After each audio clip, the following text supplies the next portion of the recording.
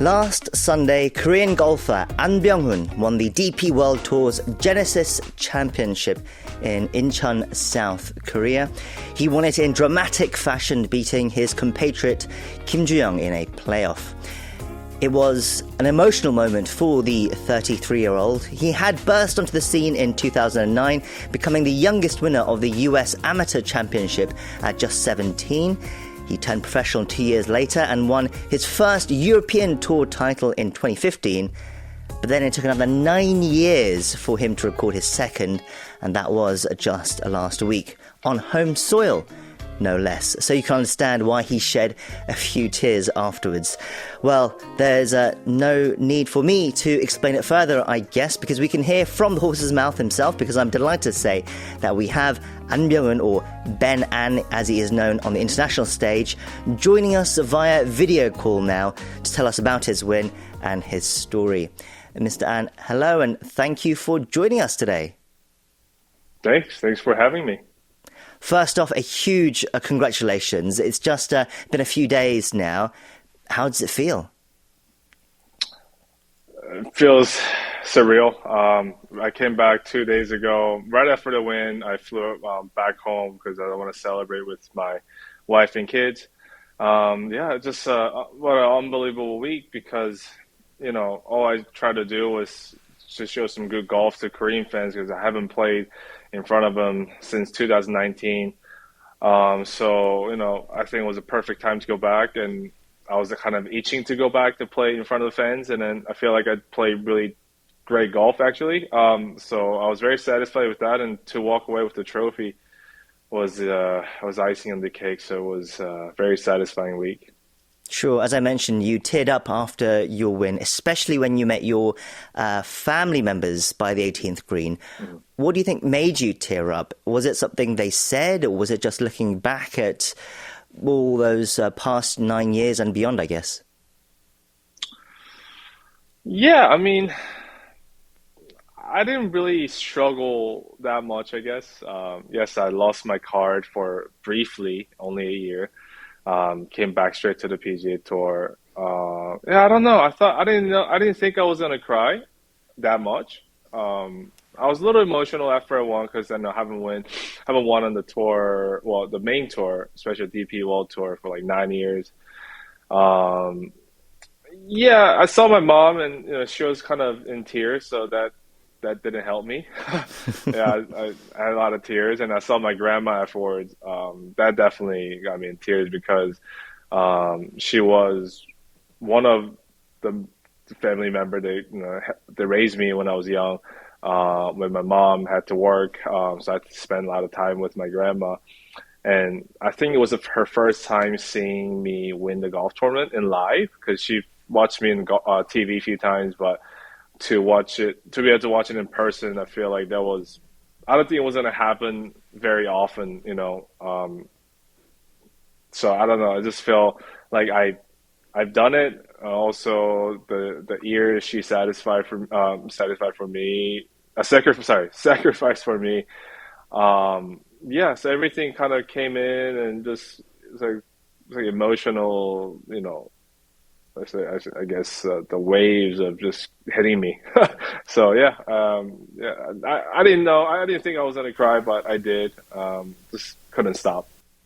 Yes, it was very moving and touching as well. And it came on the back of a great performance, of course, to get the win, with an especially ballsy play, I would say, on the last day as well, with only 4 holes to go, with 2 behind the leaders. You busted out your driver on the fairway. For our listeners who know their golfing terms, you hit the driver off the deck and hit a massive 290 yards to put the ball within 13 feet of the pin. It's a contender for shot of the year, really, especially as it put you on the path to your win. Tell us about that shot. So what went through your mind? How did you decide to make such a brave shot?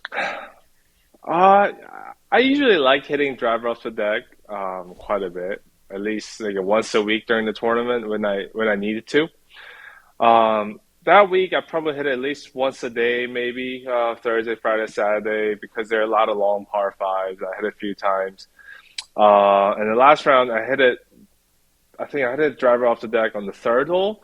I had a great off off the deck shot, and then back to the 15th. I'm like, you know what? Let's just try to hit the same shot as I did on the third hole, and I was very confident with it because I'm pretty good at the drive off the deck. So you know what? Let's just give something for fans to see. Just hopefully, hopefully I can pull it off. I did, so that all worked out great because it could have gone anywhere, but yeah, it turned out really good at the right time, I think. So yeah, it's a bit of both. I try to go really aggressive because I knew I was two shots back, and then I just want to show some fans, drive off the deck because they really like it. So yeah, both worked out. Yes, and it was an amazing shot, a dazzling performance all round, especially holding your nerve in the playoff against Kim Joo-hyung, aka Tom Kim, as well.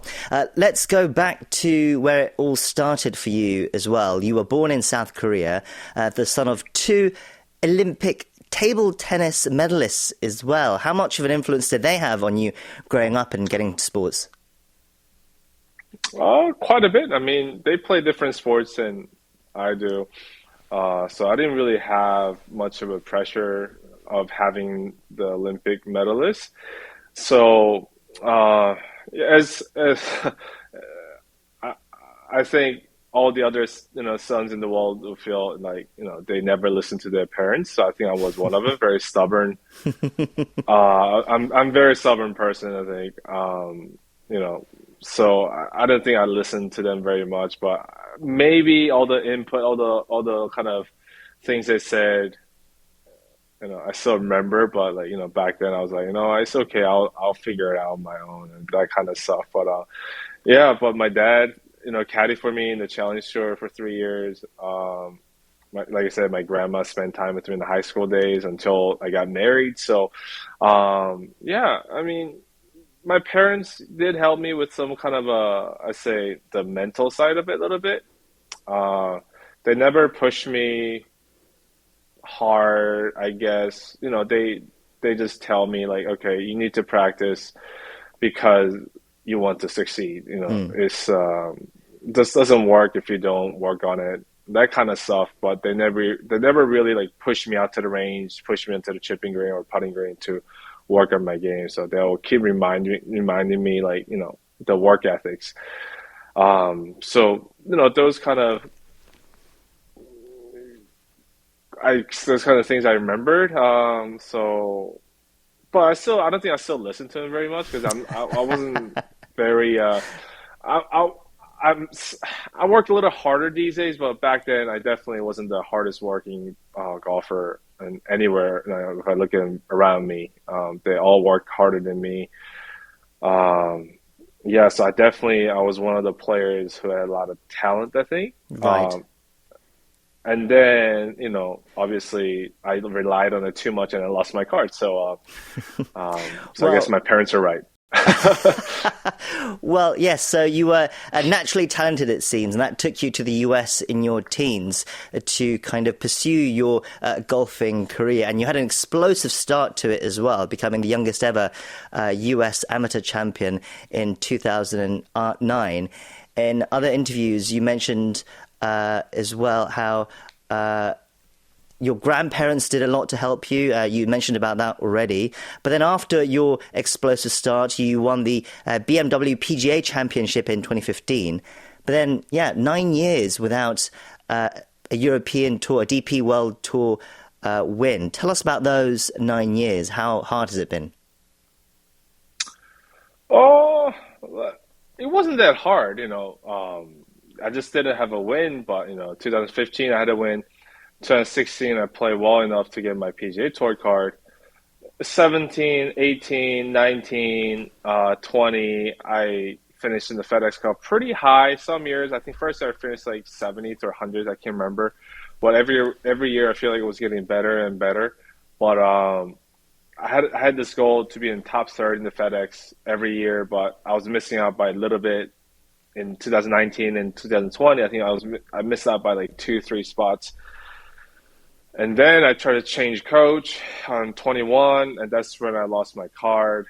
And then I got back on 23 and had a decent year. And then this year I had one of the best years of my career. So that's my last 9 years. So I did have a win, but it has been a steady golf, I say.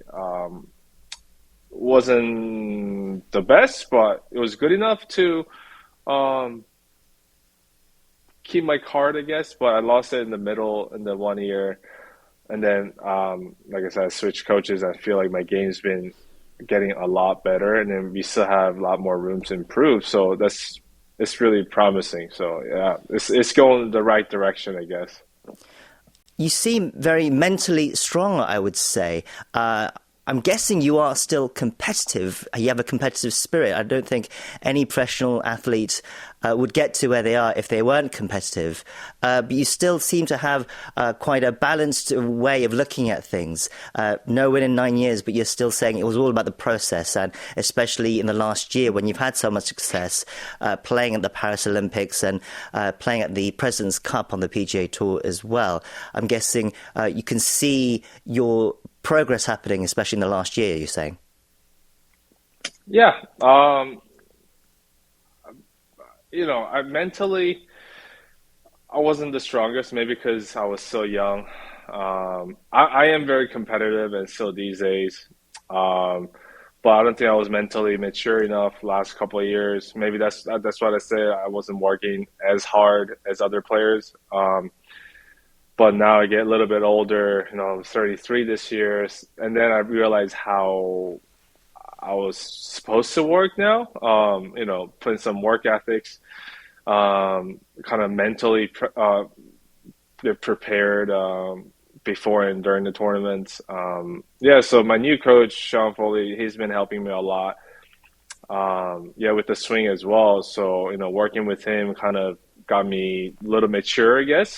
So when you look at me now, I probably, look mentally strong and I have this, also the competitiveness. But like before, it was just all about the competitions, I guess. I was very, like I said, stubborn.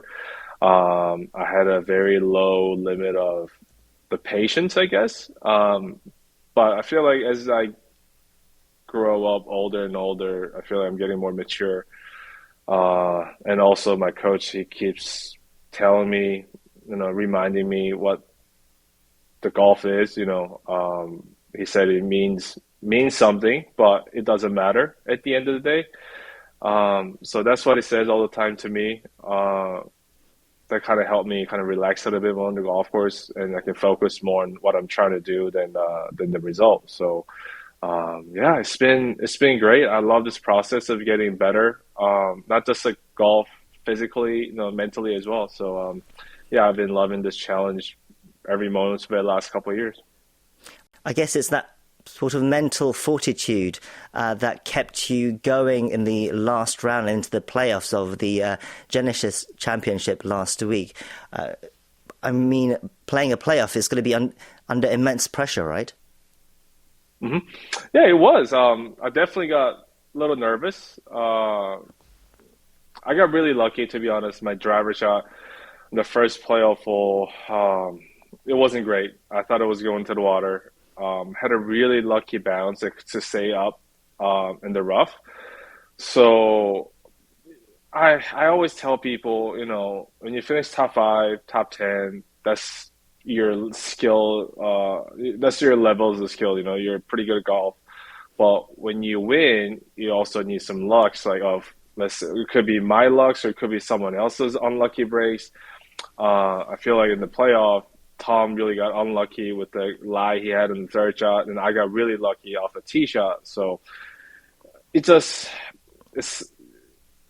I came out. I mean, I won, but it's not because I'm a better golfer. I feel like I got more luckier than he did. So, I mean, like I said, I made you guys didn't see me have any nerves, but I was very nervous on the playoff tee. So, but I've been in that position many times, so I try to calm myself, trying to just focus on what I'm trying to do. At the end of the day, it worked out, and also got some lucky bounces. So, it was great. well, humble to boot as well. So finally, how do you look back on this most recent season? And what about for next season as well? I'm guessing you're looking to kick off and perform again well next year. Yeah, this year has been more than awesome, I think.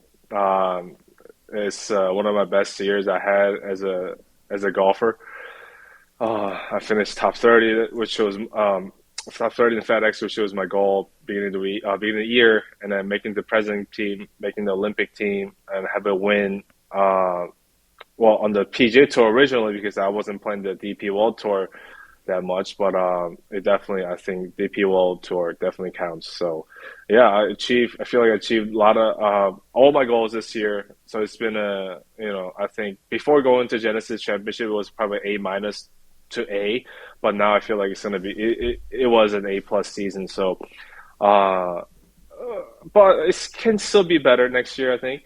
I could try to hit one more fairway, one more green, make one more putt. So, there's still a lot of room to improve, and hopefully next year I finish better than this year in the FedEx, and maybe finish better in the world ranking by end of the year. So yeah, I'm very looking forward to this off season.